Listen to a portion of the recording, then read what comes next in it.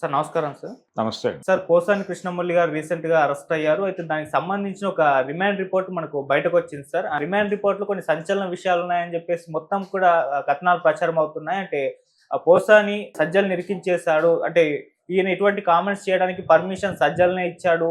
ఆ వీడియోలన్నిటిని కూడా ఎక్కువగా సోషల్ మీడియాలో దాన్ని తీసుకుపోవడంలో సజ్జల పాత్రే ఉంది అని చెప్పేసి ఆ రిమాండ్ రిపోర్ట్‌లో ఉన్నట్టుగా వార్తలు వినిపిస్తున్నాయి సార్. ఈ విధంగా మరి సజ్జలకేమన్నా ఈ రిమాండ్ రిపోర్ట్ వలన ఇప్పుడేమన్నా అంటే ప్రభావం చూపించే అవకాశం ఉందా సజ్జల పైన? మరి దీని గురించి మీరేం చెప్తారు? అంటే స్క్రిప్ట్ వచ్చేది మేము చదివేవాళ్ళం, మాకే సంబంధం లేదు హ్మ్. చెప్పాడని చెప్తున్నారు. హ్మ్. చెప్పుండొచ్చు కూడా.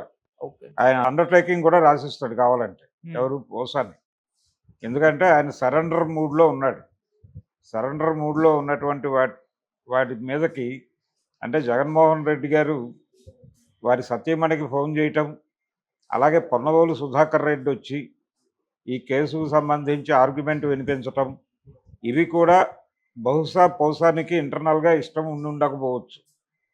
ఇవి అనివార్యంగా జరిగిపోయినటువంటి వ్యవహారాలుగా భావిస్తూ ఉండుంటాడు ఆయన. హ్మ్. ఎందుకు ఇష్టం లేదంటే వీళ్ళు రావటం వలన స్టిల్ ఇప్పటికీ తన రిలేషన్ కొనసాగుతుంది అని బయట ప్రపంచం అనుకునేటువంటి ప్రమాదం ఉంది. ఆయన ఆల్రెడీ తెల్లజెండా ఎగరేశాడు. నేను రాజకీయాల్లో లేను, రాజకీయాలకి నాకు ఏ సంబంధం లేదు, నన్ను దయచేసి రాజకీయ దృష్టితో చూడొద్దు అని చెప్పి కోరుతూ నన్ను తిరిగి సినిమా రంగంలోకి తీసుకోండి అన్న పద్ధతిలో ఆయన ఆ మధ్య ఓ ప్రెస్ మీట్ పెట్టాడు. ఆ ప్రెస్ మీట్ పెట్టిన తర్వాత దాదాపు 6 నెలల తర్వాత జరిగినటువంటి దాడిది. ఓకే. ఏది ఈ అరెస్టు, ఈ వ్యవహారం అంతా. అందుకని ఆయన మూడు సరెండర్ మూడ్‌లో ఉన్నాడు ఆయన. ఏదో పద్ధతిలో బయటపడాలి ఈ కేసుల్లో నుంచి అనుకుంటున్నాడు. కానీ ఇక్కడ పీటీ వారెంట్లు ఇష్యూ అవుతాయి. ఈ పీటీ వారెంట్లు అన్నీ వచ్చిన తర్వాత ఆయన వాటి అన్నిట్లోనూ బెయిల్ పొంది బయటకు రావాల్సి ఉంటుంది. అందుకని అంత ఈజీ వ్యవహారంగా కనిపించట్లేదు. ఇక ఆయన ఏదైనా చెప్పుండొచ్చు. జగన్మోహన్ రెడ్డి గారు ఇలా చెప్పకపోతే కుదరదన్నారు, అందుకని చెప్పాను అని కూడా చెప్పించొచ్చు. ఆయనతో పెద్ద కష్టమేం కాదు. హ్మ్. పోలీస్ ఇంట్రాగేషన్‌లో రకరకాల పద్ధతుల్లో వాళ్ళు అంటే ఒక విచిత్రమైన వాతావరణంలోకి వెళ్ళిపోతారు పోలీస్ స్టేషన్‌లోకి వెళ్ళగానే సైకలాజికల్‌గా. దీనిలో నుంచి ఎలా బయటపడాలి అనేటువంటిదే మోటోగా నిలబడుతుంది ఆ టైంలో. ఓకే. నిలబడినప్పుడు వీళ్ళకి అనుకూలమైనటువంటి విషయాలు చాలా చెప్పి వాళ్ళతో చెప్పించి హ్మ్. ఇదే కదా జరిగింది, ఇలాగే జరిగి ఉంటుంది కదా అంటారు.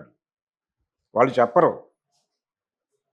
మీరే మాట్లాడారా, ఎవరైనా స్క్రిప్ట్ పంపించారా అంటే అందులో తను బయటపడటానికి అవకాశం ఉన్నటువంటి మార్గాన్ని అన్వేషించి అవునండి ఎవరో పంపిస్తే మాట్లాడారు నాకెందుకు అంటాడు ఈయన.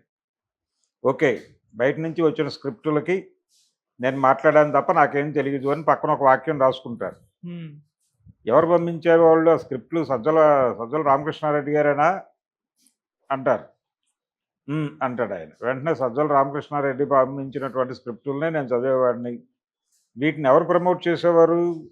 సజ్జల భార్గవే కదా అంటారు వీళ్ళే. అంటాడు ఆయన. ఈ పద్ధతిలో డిజైనింగ్ జరుగుతుంది. ఓకే.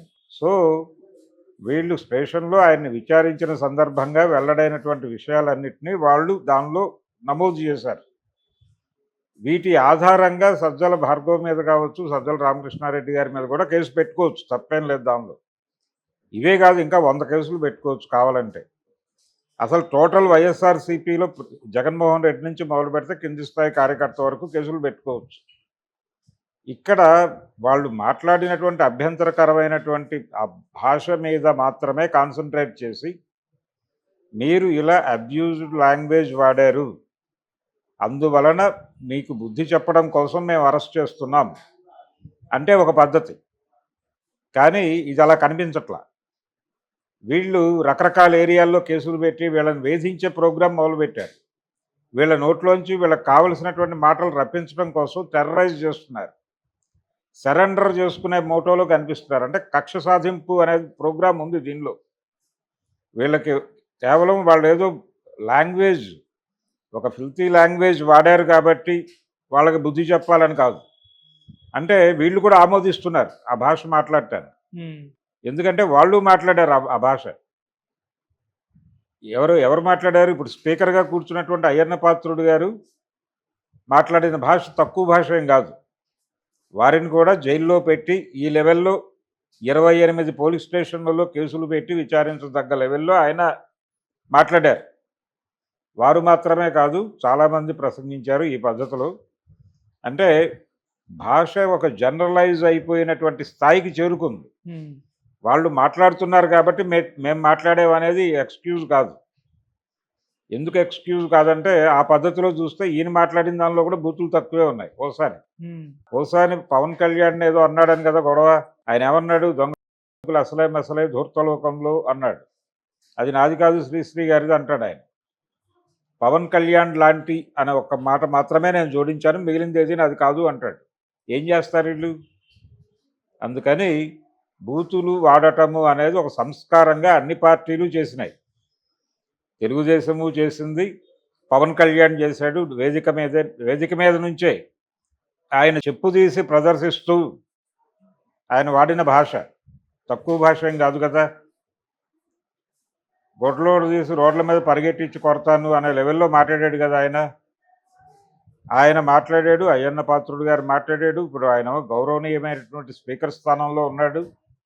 తర్వాత ఈయనేమో ఉప ముఖ్యమంత్రిగా ఉన్నాడు. తెలుగుదేశం పార్టీలో అలా ఆ లాంగ్వేజ్ వాడిన వాళ్ళు చాలామంది ఉన్నారు. గెలిచిన తర్వాత రెచ్చిపోయి మాట్లాడిన వాళ్ళ బయటలు కూడా ఉన్నాయి.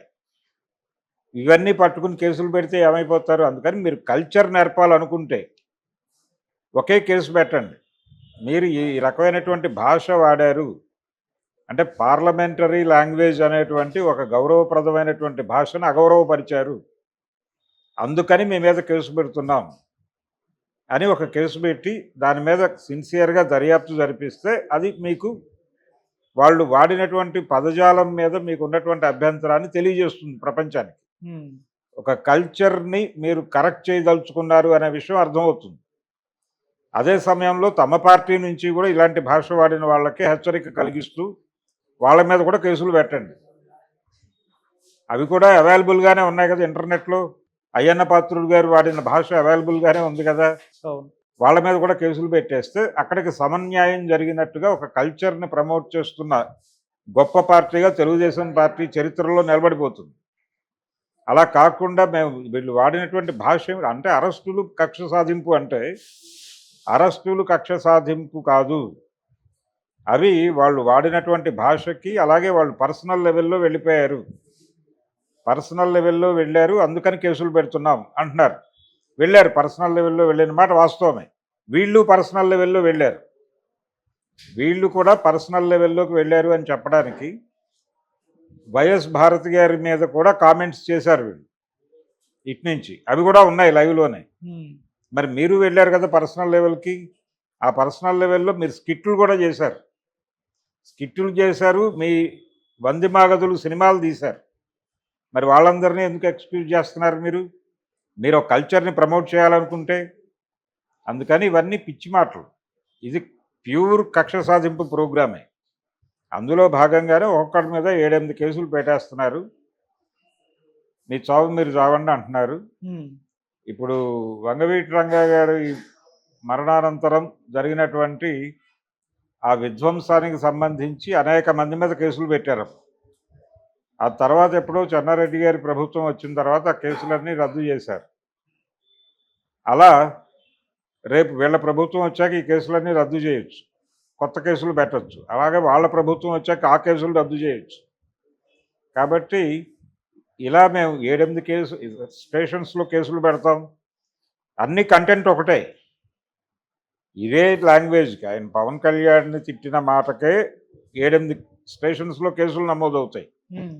ఆయన లోకేష్ గురించి మాట్లాడిన దానికే ఒక 7-8 స్టేషన్లలో కేసులు బుక్ అవుతాయి.